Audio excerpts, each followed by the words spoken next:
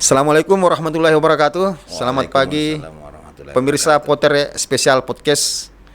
Insya Allah selama 30 menit ke depan kita akan mengupas secara garis besar, secara tidak begitu detail seperti apa sih potensi-potensi yang dimiliki Kecamatan Tamalan Rea. Potensi yang saya maksud dalam hal ini potensi yang bisa mengangkat, menambah atau memperbesar jumlah pendapatan asli daerah Kota Makassar. Nah, untuk mengetahui lebih detail, mengetahui lebih jelas, saat ini kita bersama Bapak Andi Salman Baso, sosok camat yang begitu familiar, ya.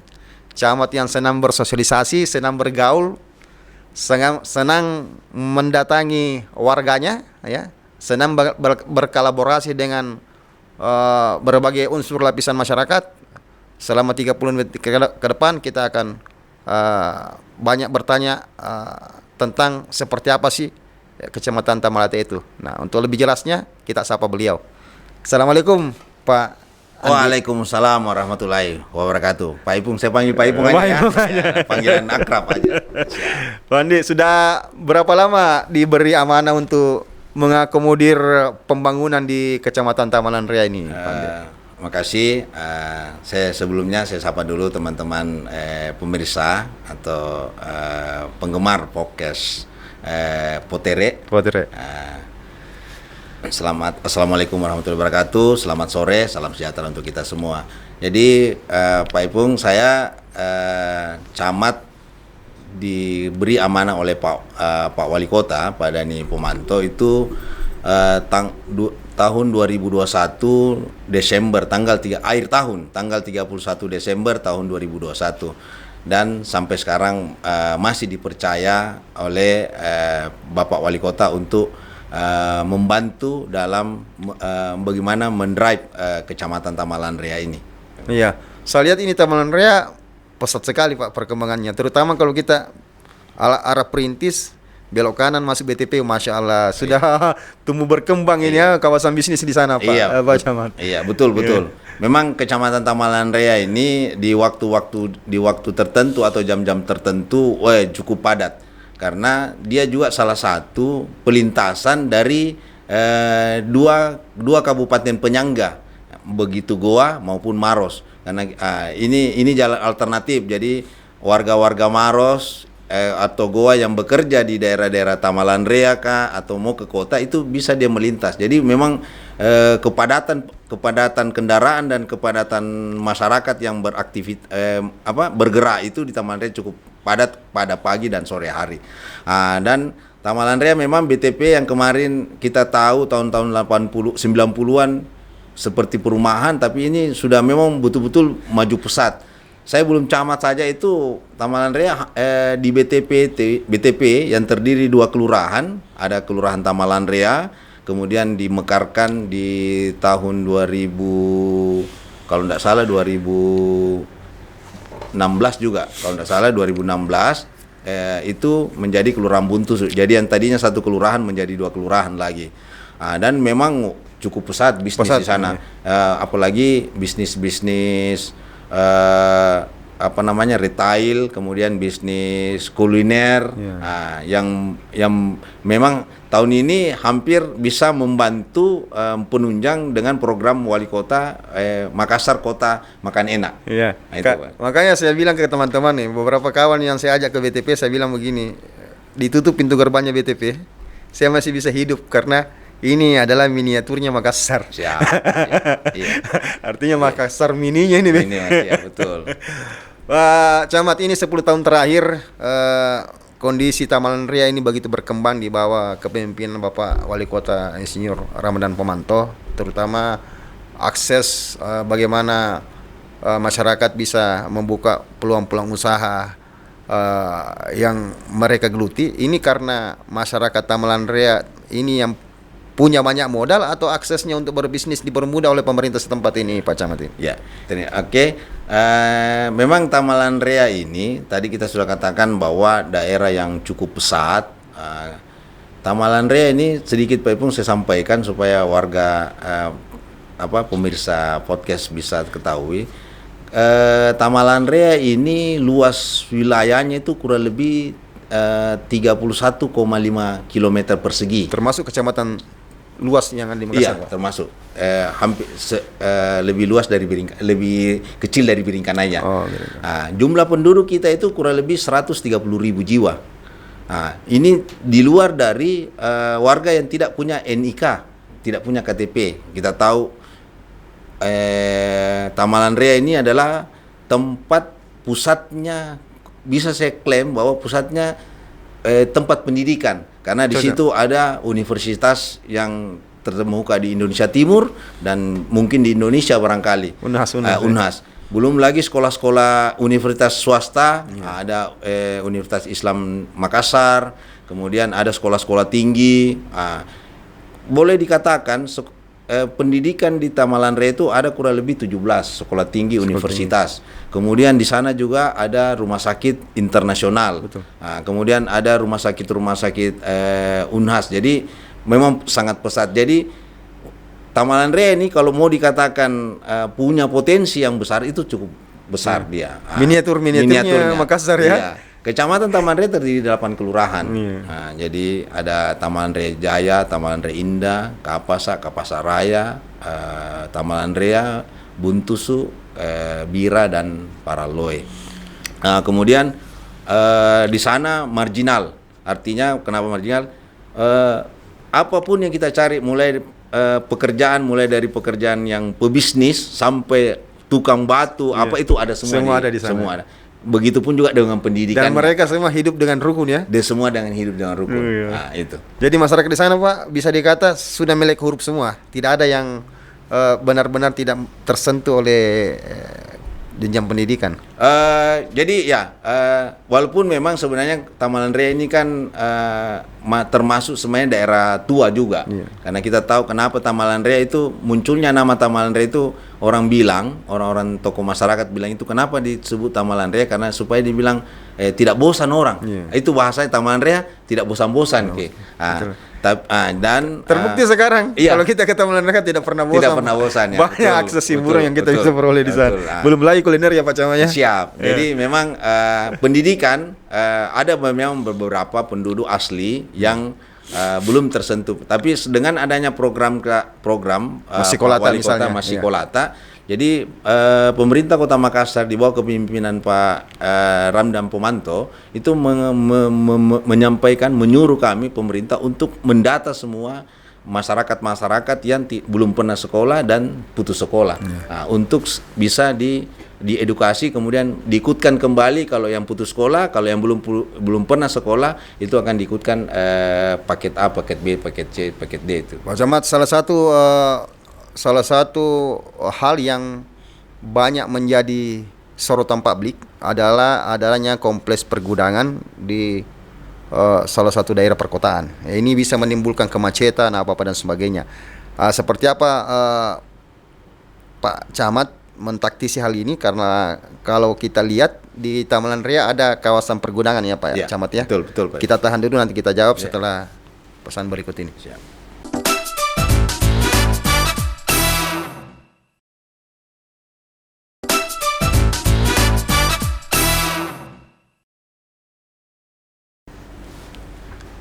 Kita kembali di program Potere Spesial Podcast. Pak Camat, pergudangan Paraloe ya. Iya. Ini masuk wilayah Kecamatan Tamalan Rea. Adanya di Jalan Perintis. Dia berada di jalan Middle Road. Jadi orang biasa bilang Talasa City. Oh iya benar, Talasa City. Ini menjadi solusi kemacetan atau menjadi penyebab kemacetan ini nantinya ke depannya? Kalau solusi kemacetan, karena ini kan pergudangan sebenarnya dekat dengan tol. Tetapi bisa juga menjadi penyebab kemacetan. Karena kenapa? Kendaraan alat berat, misalnya trontonnya, kemudian kontainernya yang masuk untuk membongkar bahan-bahannya untuk pabrik gudangnya, itu kan dia melalui akses pinggir tol. Inilah yang membuat macet. Pinggir tol mau masuk ke pintu utama tol. Nah, itu yang kurang lebih hampir mungkin sekitar hampir 1 kilo. Nah, ini yang. Tetapi kalau untuk lari ke perintis, belum, dampaknya belum terlalu besar karena rata-rata pergudangan yang Paralo Indah ini larinya masuk ke semua ke tol langsung ke pelabuhan. Ada berapa perusahaan-perusahaan besar di sana, Pak, yang sudah beroperasi hingga saat ini? Kalau Sampurna itu sudah di sana. Sampurna di sana, kemudian Jarum saya belum tahu. Ada juga retail baru itu Mitra, hampir sama selevel Livin Plaza, itu sudah ada di sana, Pak. Dan sebentar lagi mungkin ya bisa saja nanti ada dampak banjir, dampak macet kalau ketika usaha-usaha ini, sekolah-sekolah itu akan sudah tumbuh beroperasi semua. Seperti sekarang ini di apartemen sudah bandaraya sudah siap untuk mau sudah dikerjakan dan sudah dilaunchingkan dan sudah dipasarkan. Dan bagi para pelaku bisnis properti ini Taman Ria ini seksi di hadapan mereka ini, Pak Camat ya. Iya, betul. Ini potensi-potensi seperti ini jika dikelola dengan baik pastinya akan menyumbang PAD yang maksimal untuk Kota Makassar. Kira-kira pendapatan Taman Ria untuk supporting untuk PAD Makassar ada berapa di tahun lalu, Pak Camat? Tahun lalu kita diberi target karena kecamatan itu ada kontribusi untuk mendapatkan PAD itu dalam program namanya restribusi sampah. Nah, tahun kemarin kita 2022 itu dikasih target dari Bapenda itu 2,5 M. Alhamdulillah, tapi tidak memuaskan. Yang kita capai baru kurang lebih 85%, kurang lebih 2,1 M yang kita sumbangkan kemarin. Kalau misalnya dari restribusi sampah, persentasenya dari target itu sudah lumayan besar. Iya, 80 kita 80%. Sudah dapat ya. Nah, tahun ini kita dikasih target, bukan kita dikasih target, tapi kami yang mengajukan target kepada pemerintah kota bahwa saya tahun ini untuk distribusi sampah kami coba minimal 3,5 M. Iya. 1 M kenaikan dibanding tahun lalu ya? Iya, 1 M dari banding tahun lalu. Apa yang mendasari optimisme Anda ini? Karena kenapa? Pertama, kita lihat ekonomi sudah bagus, ekonomi sudah bergerak. Betul. Pandemi kita sudah mulai keluar dari dia. Jadi itu yang optimisnya kami. Kemudian kita lihat data 3 tahun terakhir ini pendapatan kita itu meningkat terus, Pak. Walaupun persentasenya kecil. Ya, benar. Nah, misalnya contoh waktu 2020 saya bisa Taman Ria itu dapat 1,3 M. Dari tahun 2020. Nah, kemudian 2021 Kecamatan Taman Ria dapat lagi 1,7 M. Nah, kemudian 2022 dapat lagi 2,1. Berarti secara ekonomis Taman Ria ini tidak terpengaruh dengan adanya pandemi Covid kemarin. Sebenarnya kemarin itu ya sebenarnya karena kenaikan terus ada. Walaupun memang target kita secara presentasi turun. Nah, karena tapi progresnya bagus. Progresnya naik terus dia. Naik terus ke atas. Ya, itu. Jadi makanya orang kadang-kadang bilang, kok enggak dapat capai target, Pak Camat. Saya bilang, jangan lihat targetnya, tapi lihat persentasenya dong. Dari 4 tahun terakhir, dia naik terus kan? Betul. Itu. Walaupun sebenarnya daerah lain ini tergoncang pandemi, Taman Ria progresnya naik terus pendapatannya. Naik terus, ya. Kalau PBB-nya sendiri, Pak Camat? PBB-nya saya belum, kemarin kita, saya tidak tahu data real pastinya berapa, karena kebetulan tapi bukan kami. Masih dikelola kecamatan atau sudah di take over? Bukan kita yang kelola. Yang kelola kalau PBB itu adalah Bapenda. Bapenda langsung ya Pak Camat. Tapi kita membantu mendistribusikan, mendistribusikan SPPT setiap warga yang ada di Kecamatan Taman Ria.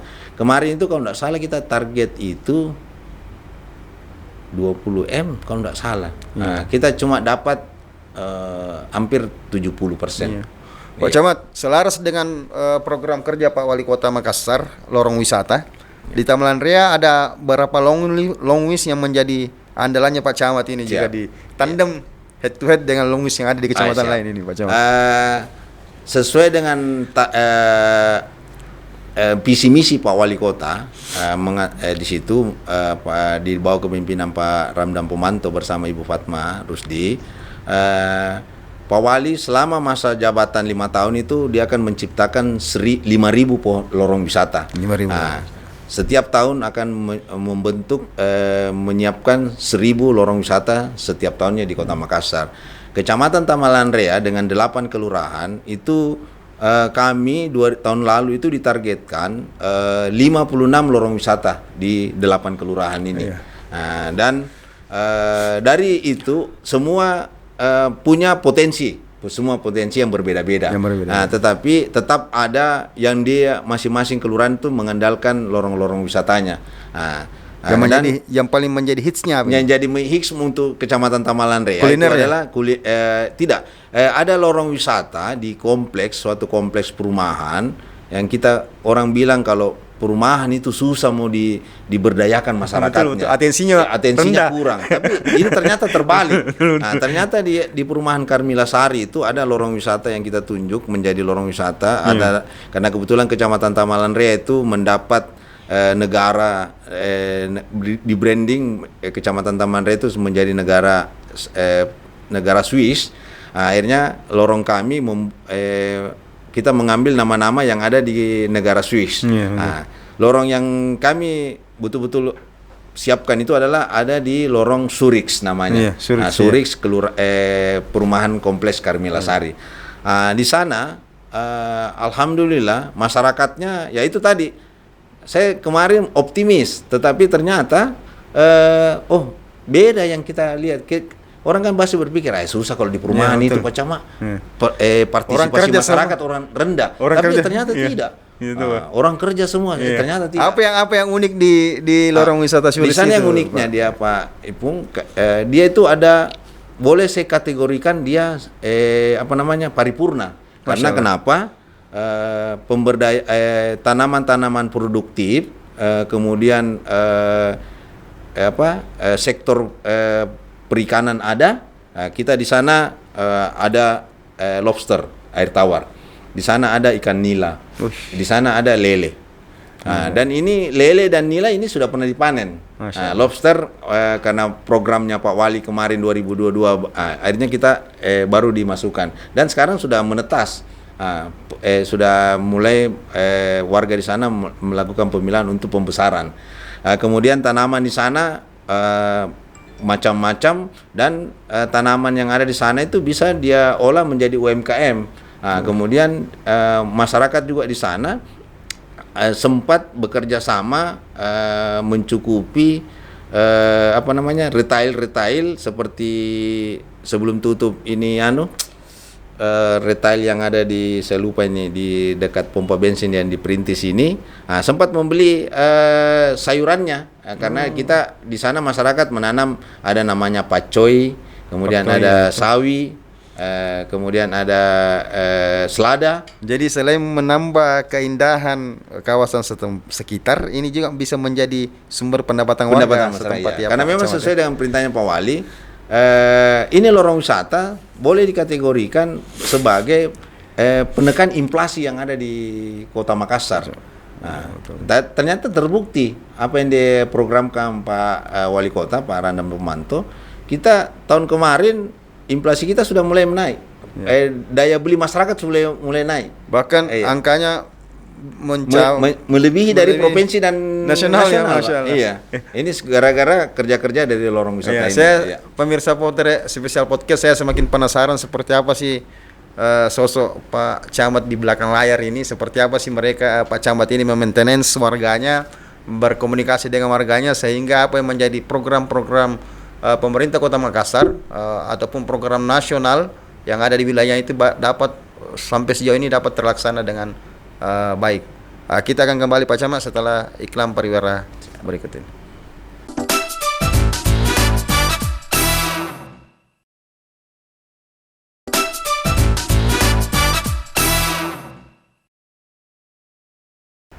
Tiba di segmen terakhir program Potere Spesial Podcast. Pak Camat, berkomunikasi dengan orang baik itu salah satu tandanya itu manfaatnya, salah satu faedahnya adalah tidak terasa waktu berjalan seperti biasanya. Sekarang kita berada di segmen ketiga nih Pak Camat. Pak Camat, sedikit mengulas soal personalitinya Pak. Pak Camat dan bagaimana dalam hal menjalankan tugas sehari-hari. Pak Camat senang jadi camat ya? Wah, orang bilang berat tapi saya enjoy aja karena Senang jadi camat, senang Pak? banget. Senang sekali. Senang. Apa faktor yang paling membuat Pak Andi ini senang jadi camat ini? Karena kenapa silaturahmi dengan masyarakat yang saya perbanyak, Masya Allah. Ya itu. Karena intinya orang bilang kan kalau silaturahmi banyak, kita banyak senyum, banyak sapa, banyak bersalaman, banyak salam, assalamualaikum, mengawetkan katanya. Betul. Obat awet muda katanya. Sekarang kan ini Pak Camat. Sekarang kan di tengah-tengah berkembangnya teknologi digitalisasi, kadang orang salah artikan itu silaturahmi di dunia maya saja yang diperkuat. Siap. Tapi di dunia nyatanya ini yang kurang. Iya. Tapi saya lihat ini Pak Camat juga aktif di sosial media Pak Camat. Iya. Hampir setiap hari ada postingan-postingan terbaru ini Kecamatan Tamalan Rea ini. Karena Pak itu Camat. memang pun salah satu Iya. tuntutan dari pemimpin kita Pak Ramdan Pomanto, karena ya saya terus terang bukan karena saya bawahan dari Pak Wali Kota, tapi saya bersyukur dengan Pak Ramdan Pomanto menjadi wali kota, kami bisa dipintarkan dengan teknologi-teknologi karena ditekankan. Kemudian walaupun teknologi, tetapi kita tetap tidak lupa silaturahmi. Makanya saya sebenarnya Tripika Kecamatan ada juga program inovasi tahun lalu 2022 itu Pak Ipung. Itu adalah Tripika Kecamatan Tamalan Rea menyapa warganya. Nah, kita buat ada 4 program kita buat di situ. Yang pertama itu adalah safari Jumat, kemudian yang kedua safari Ramadan, yang ketiga safari Kantipmas, yang keempat itu adalah kerja bakti di tempat ibadah 3 agama besar yang ada di Kecamatan Tamalan Rea. Nah, itu kita lakukan. Nah, dan tahun ini walaupun Pak Kapolsek kami baru, kami tetap mengadopsi, menjalankan program yang bagus kemarin. Jadi soalnya menjadi ASN ini Pak Andi ini dapat pada saat jadi camat seperti saat ini. Siap. Iya. Banyak berinteraksi dengan orang-orang, masyarakat apa dan sebagainya. Dan saya dikenal, keluarga dikenal ya karena jadi lurah dan camat. Karena saya kan awalnya sebenarnya Pak Ipung, saya ini basicnya orang kesehatan Pak Ipung. Iya. Saya ini Tapi kalau saya lihat kita somber ya bos. Siap. Somber kita Pak Camat. Iya. Karena waktu kita pertama kali ketemu berinteraksi lama, Siap. bercakap berkomunikasi, bisa dikatakan komunikasi perdana itu seakan-akan kita sudah kenal. Siap. Sudah lama kenal ya, Iya. padahal ya rentang waktu kan tidak seperti itu ya kita. Ya inilah yang diharapkan sebenarnya Pak Dani Pomanto. Iya, Pak benar. Pomanto, Pak. Ya, semua masyarakatnya, khususnya pejabat-pejabatnya itu kok harus welcome sama orang. Apa gunanya saya buat namanya Somber Smart and City kalau kau sendiri yang tidak somber. Gitu. Ya, menjadi camat itu pasti ada tantangannya. Pak Andi sudah pernah rasakan itu apa? Banyak. Seperti apa tantangannya Pak Banyak. Andi? Waktu untuk keluarga Waktu, misalnya? ya jelas waktu Jelas, keluarga ya. pasti berkurang lah. Berkurang. Berbeda waktu saya kepala seksi, waktu saya lurah dengan camat. Kemudian memikirkan orang Kecamatan Tamalan Rea yang 140.000 jiwa ini dengan karakter dan pendidikan yang berbeda-beda, tetapi ya? kalau kita tidak jalankan dengan enjoy, kemudian pendekatan adat istiadat Bugis Makassar, itu pasti kita akan pusing. Saya terus terang Pak Ipung, saya pernah jadi lurah hampir 5 tahun di Kelurahan Tamalan Rea Jaya. Kita tahu di Kelurahan Tamalan Rea Jaya, disitulah yang ciptakan wali kota, di situ ciptakan gubernur, di situ ciptakan anggota KPK, Mahkamah Konstitusi, Masya Allah. guru-guru besar semua di situ. Lahir dari situ. Lahir di situ semua tinggal. Dan saya pimpin dia. Saya ini orang, tapi dengan kita pendekatan kultural, karakter Bugis Makassar, adat istiadat kita kedepankan. Ya alhamdulillah, tidak ada yang saya tidak mengklaim bahwa saya disalut, tetapi sedikit yang mengatakan tidak bagus kerjanya ini Pak Lurahku. Dan saya jadi camat ini karena beliau. Karena Pak Wali ini kan Insinyur Pak Randam Pomanto ini kan adalah akademisi. Dan mereka semua banyak teman-temannya di sana dan dosennya. Jadi setiap ketemu langsung bilang bagus mentong itu luram. Kok tidak salah-salah. Jadi saya terangkat. Betul. Itu dari situ, Pak. Karena ya itu tadi saya memang saya bekerja tidak pernah membawa jabatan. Karena memang saya ingat betul Pak Wali pada saat itu saya mau dilantik jadi lurah, Pak Dani Pomanto mengatakan periode pertama, Salman kalau kau mau jadi pejabat, jangan kau jadi lurah, jangan kau jadi camat.